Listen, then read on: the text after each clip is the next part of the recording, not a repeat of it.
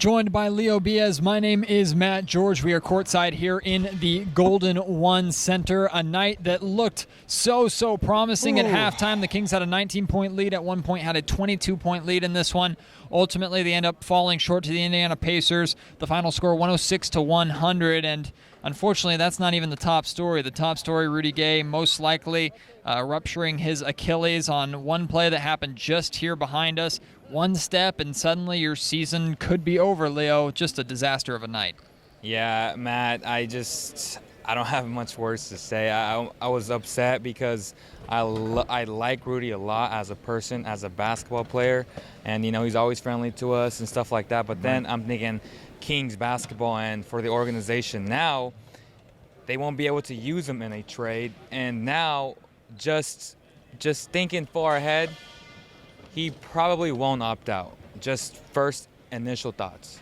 Yeah, I mean, and that's definitely a likelihood. Things have definitely changed, and it's unfortunate that you have to kind of put the person aside and focus on how this affects the basketball team and how it affects the business over the player's health. Obviously, we hope more than anything that Rudy is able to get back on his feet and continue his career and be back at the level or at the same level that he wants to be, because he is a good player, and we've argued back and forth, but we both agree that he could still be a good player on a good team, and he still has plenty of his career left. And you hate to see things like this, potentially career-ending injuries happen, and you knew it was bad as soon as you saw the replay and realized that Rudy went down and nobody touched him. And anytime a player goes down with a leg injury with zero contact, you know it's an Achilles. Yeah, you have to assume the worst. And, I mean, you see it in football all the time. You see it in basketball all the time as well. Unfortunately, Rudy on the bad end of that. We're going to run through 3 takeaways from tonight's game really quick just for our wrap of tonight's game. Takeaway number 1 is first half to second half, the difference. The Kings got off to a much better start than they usually do, which is a positive.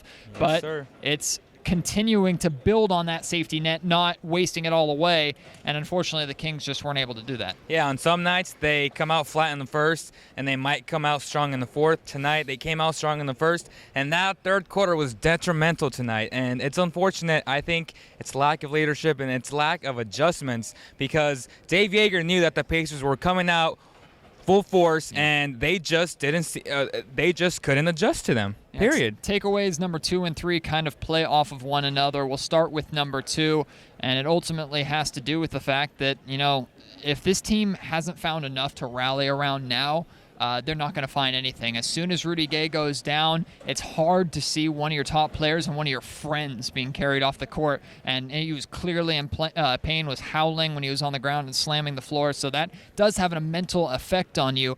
But good teams are able to use that and rally and say, okay, we're going to pick up this slack. Yeah. We're going to pick up our guy, and we're going to close this game out. And the Kings just haven't done that.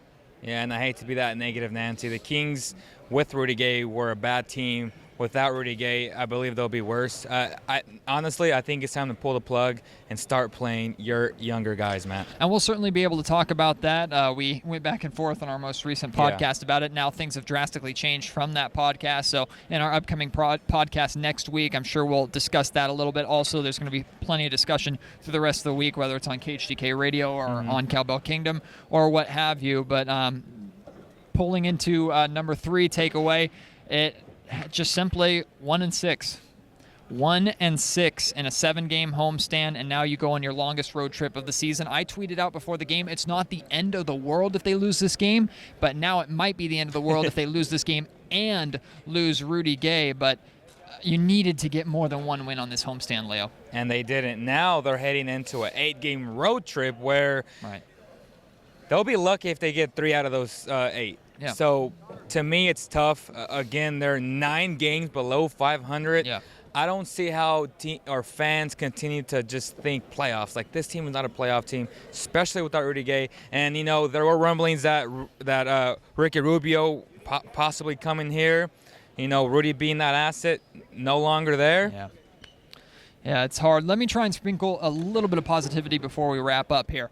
5 of these next 8 games on the road can be considered winnable. Any game is, yeah, you can go out absolutely. there and win any game, but 5 of these games are against teams that either the Kings have contended with or should be able to beat. I mean, the Kings beat Detroit in this building. They should be able to at least compete and keep that game competitive and close. Same thing with that Indiana matchup. I expect them to play well in Philly, although they're playing out of their mind right now. They just beat Toronto tonight. There are games on this road trip that the Kings can pick up, and they're really going to have to do that if they want to have any thought at that 8th seed, because things are fading and they're going to fade fast.